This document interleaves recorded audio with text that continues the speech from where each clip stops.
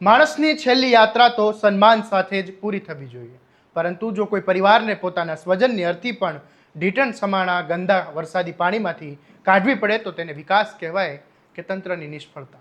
ગુજરાતમાં વિકાસના મોટા મોટા દાવા થાય, સ્માર્ટ સિટી, આધુનિક ઇન્ફ્રાસ્ટ્રક્ચરની વાતો થાય, પરંતુ સુરેન્દ્રનગરમાંથી સામે આવેલા આ દ્રશ્યો જોઈને સવાલ થાય કે આખરે વિકાસ ક્યાં છે. સુરેન્દ્રનગરના રતનપર વિસ્તારમાંથી એક પરિવારને પોતાના સ્વજનની અંતિમ યાત્રા વરસાદી પાણીમાંથી કાઢવી પડી. એટલું જ નહીં, મૃતદેહને લઈને જતી જે સબવાહિની છે તે પણ પાણીમાં ફસાઈ જતા બંધ પડી ગઈ. અને આ દ્રશ્યો એ માત્ર એક પરિવારનું દુઃખ નથી, પરંતુ સમગ્ર સિસ્ટમ પર ગંભીર સવાલો ઊભા કરે છે. આખરે પ્રી મોન્સૂનની કામગીરી ક્યાં થઈ? કરોડો રૂપિયાનો ખર્ચ ક્યાં ગયો? અને દર વર્ષે ટેક્સ ભરતા નાગરિકોને આ હાલત કેમ ભોગવવી પડે છે? આવો વિગતે વાત કરીએ આ અહેવાલમાં. નમસ્કાર, હું છું આસિફ કાદરી અને સ્વમાન સાથે આપનું સ્વાગત છે. સુરેન્દ્રનગરના રતનપર વિસ્તારમાં ભારે વરસાદ બાદ ફરી એકવાર પાણી ભરાવાની ગંભીર સમસ્યા સામે આવી છે. સ્થાનિકોના જણાવ્યા મુજબ સમગ્ર વિસ્તારમાં ઢીચણ સમાણા જે પાણી છે તે ભરાઈ ગયા છે. આખી સોસાયટી પાણીમાં ગરકાવ થઈ ગઈ છે. રસ્તા, રહેણાંક વિસ્તાર, ચારે તરફ જ્યાં જુઓ ત્યાં પાણી જ જોવા મળી રહ્યું છે. પરંતુ આ વખતે વરસાદી પાણી વચ્ચે એક એવી ઘટના બની કે જેને જોઈને દરેક વ્યક્તિનું મન દ્રવી ઉઠે. વિસ્તારમાં રહેતા એક વ્યક્તિનું અવસાન થતાં પરિવારજનો અંતિમ વિધિ માટે અર્થી લઈને શમશાન તરફ નીકળ્યા, પરંતુ રસ્તા પર એટલું બધું પાણી ભરાઈ ગયું હતું કે ડાઘુઓને અર્થી અને ઢીચણ સમાણા પાણીમાંથી પસાર કરવી પડી. પરિવાર પહેલેથી જ દુઃખમાં હતો, તેના પર આવી સ્થિતિનો સામનો કરવો પડ્યો. આ સ્થિતિ એટલી ગંભીર હતી કે મૃતદેહને લઈ જતી સબવાહિનીમાં પણ પાણીમાં ફસાઈ જતા તે પણ બંધ થઈ ગઈ હતી. અને અંતે લોકોને ભારે મુશ્કેલી વચ્ચે અર્થીને હાથથી આગળ લઈ જવાની ફરજ પડી. આ સમગ્ર ઘટનાના વિડીયો અને તસવીરો સામે આવતા સ્થાનિકોમાં ભારે રોષ જોવા મળી રહ્યો છે.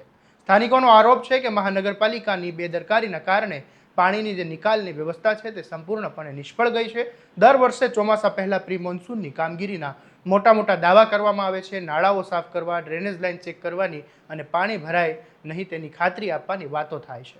પરંતુ થોડા જ વરસાદમાં આ સમગ્ર વિસ્તારમાં પાણીમાં ગરકાવ થઈ જાય તો પછી સવાલ થાય કે આ કામગીરી કાગળ પર થઈ હતી કે ખરેખર જમીન પર?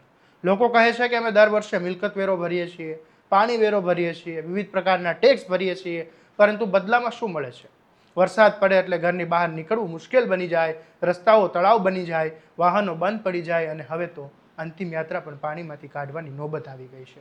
સ્થાનિકોનો વધુ એક ગંભીર આરોપ છે કે અસરગ્રસ્ત વિસ્તારોના લોકો સતત મહાનગરપાલિકાના અધિકારીઓને ફોન કરીને પાણી નિકાલ માટેની રજૂઆત કરે છે, પરંતુ અધિકારીઓ ફોન પણ ઉપાડવાની તસદી લેતા નથી. લોકોનું કહેવું છે કે જ્યાં સુધી સોશિયલ મીડિયામાં વિડીયો વાયરલ ન થાય અથવા તો મીડિયાનો મુદ્દો ન ઉઠાવે ત્યાં સુધી તંત્ર હરકતમાં આવતું નથી. અને અહીંયા સૌથી મોટો પ્રશ્ન એ છે કે શું આ સ્થિતિ એ માત્ર કુદરતી વરસાદના કારણે સર્જાઈ કે પછી તંત્રની બેદરકારીના કારણે? કારણ કે જો પાણી નિકાલની વ્યવસ્થા જ યોગ્ય ન હોય, નાળાઓ સમયસર સાફ કરવામાં ના આવ્યા હોય અને ડ્રેનેજ સિસ્ટમ કાર્યરત હોય તો શું આવી સ્થિતિ સર્જાય? વિકાસના દાવાઓ ત્યારે જ સાચા કહેવાય જ્યારે સામાન્ય નાગરિકોને મૂળભૂત સુવિધાઓ સમયસર મળે. રસ્તા, ડ્રેનેજ, પાણી નિકાલ જેવી વ્યવસ્થા કે કોઈ વૈભવી સુવિધા નથી, પરંતુ સ્થાનિક સ્વરાજની સંસ્થાની જે મૂળભૂત જવાબદારી છે. જો લોકો પોતાના સ્વજનની અંતિમ યાત્રા પણ સન્માનથી ન કાઢી શકે તો પછી વિકાસના દાવાઓનો અર્થ શું રહે?